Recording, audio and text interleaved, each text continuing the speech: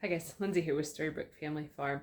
So today I wanted to document, just for my own personal experience and for my own pleasure, of where the living room is at right now, because I'm about to do some pretty big changes in here and I kind of would like to be able to look back at a before and after. So if the renovation videos are not your thing, just know that this is more so for me and Tracy to look back on, because once something's on the internet, it's kind of there forever.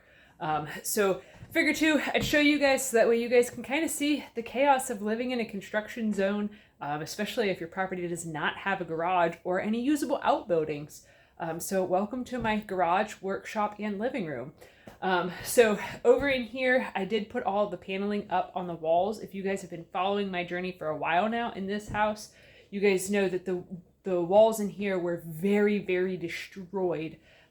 There was really badly installed drywall underneath of the paneling there that was pretty much beyond repair, and there was spackling just smeared everywhere, glue everywhere. I had to do a ton of sanding and actually use a multi-tool to cut a lot of the foreign objects off of the walls, just so that way I could install paneling up there. So I actually did there is paneling on the bottom here. I'm going to turn the light on so it's a little bit easier for you guys to see. So over in here, this is the same paneling as up here, which I had explained a long time ago that when I was installing it, I had to math it out a lot because our ceilings are 9-foot ceilings in here, and paneling is only sold in 8-foot sections, and I didn't want there to be a weird horizontal line, either a foot from the top or a foot from the bottom. So we ended up deciding on doing some really wide trim. So I went with this here is some of the original trim from when our farmhouse was built in the early 1900s. So I pretty much tried to mimic that as best as I could to keep it sort of historically accurate, even though, it's just an old farmhouse. It's not like anybody except for me would even notice or care, but I like to try to keep things as close to what they would have been as possible, unless if that design was like really ugly shag carpet, then that's just gotta go. So I put in 1x4s. They're a pine board because it was, I would say, about 75% cheaper to go with a 1x4 pine board instead of trying to get a 1x4 piece of trim board. So doing that made it so that way I have to paint it. I've only done one coat of paint so far, but it ended up turning out really nice with painting the wainscoting. Simba's got to get his couple seconds of fame in here. And then at the bottom here, this is still some of that really bad shaped drywall. So once I get the new flooring laid in here, then I will put up trim boards that are like 6 inches wide to really go with the theme of keeping it historically correct. So in the kitchen, it still has the original trim boards in there, and they're about 6 inches. So that's kind of what I was going for, was to do that whole thing while also making it so it was much easier doing the paneling job to make it look nice. So this bottom is all going to stay white to be wainscoting to follow the theme throughout the rest of the house. And originally we were going to paint the paneling. We were thinking about doing either a gray color or, like a light blue or a bluish greenish color. But once I got the wainscoting painted and the trim painted yesterday, I kind of was like, that actually, I like the way that it looks, the contrast of the gray with the blue in the stairway up there, and then also the bluish greenish color that we chose for the dining room. I wasn't sure how to go color scheme wise to make it so it flowed nicely from room to room, but I think leaving this all natural is actually going to be the best way forward.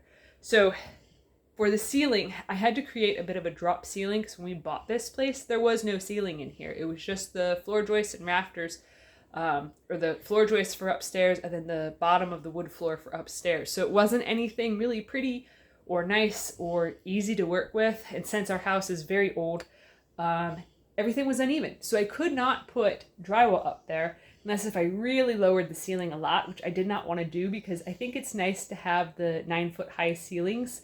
I like the way that it looks to have really big, tall ceilings. So what I did was I put paneling on the ceiling, which was not an easy job to do. Looking back now, I probably would have done this job completely different. I would have dropped the ceiling down a few more inches to make it so that way I could make it all perfectly level and square, but hindsight is 2020, and I had never done a project like this before, so I was like, well, we'll just wing it and figure it out.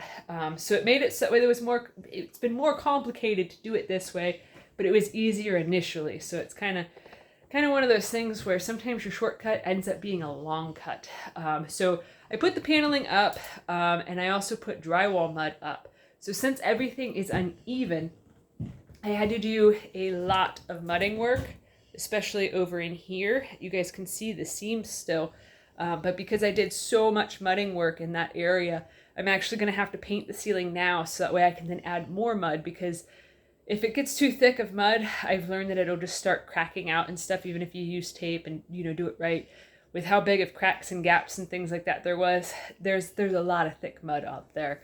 So I figured that what I'll do, I already sanded it down and I'm actually getting ready to paint the ceiling just so that way it holds the mud on there better. And I have no idea if this is all scientific or not. This is just from winging projects in the past. This is how I figured out how to do things.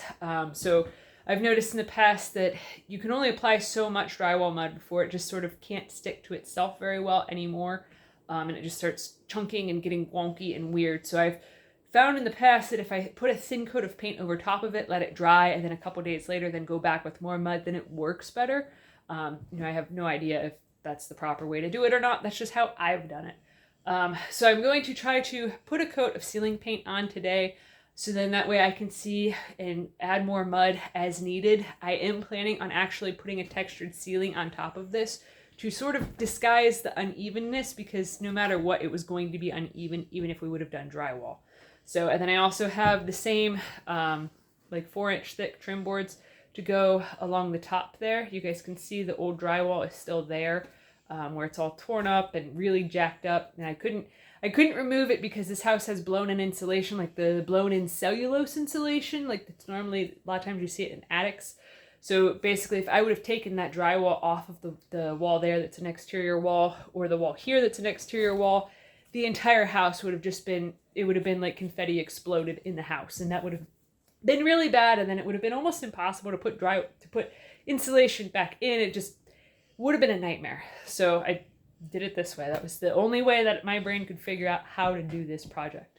So I'm going to quit yakking, so that way I can get this ceiling painted, at least one coat on it, so that way I can slowly start working on getting the ceiling accomplished, because this has been a bear of a project. But anyways, I hope you guys enjoyed this content. Please give this video a thumbs up, share it with your friends on social media, and if you haven't already, please subscribe to help us grow. We'd greatly appreciate it. All right, thanks for watching. Have a good one, guys.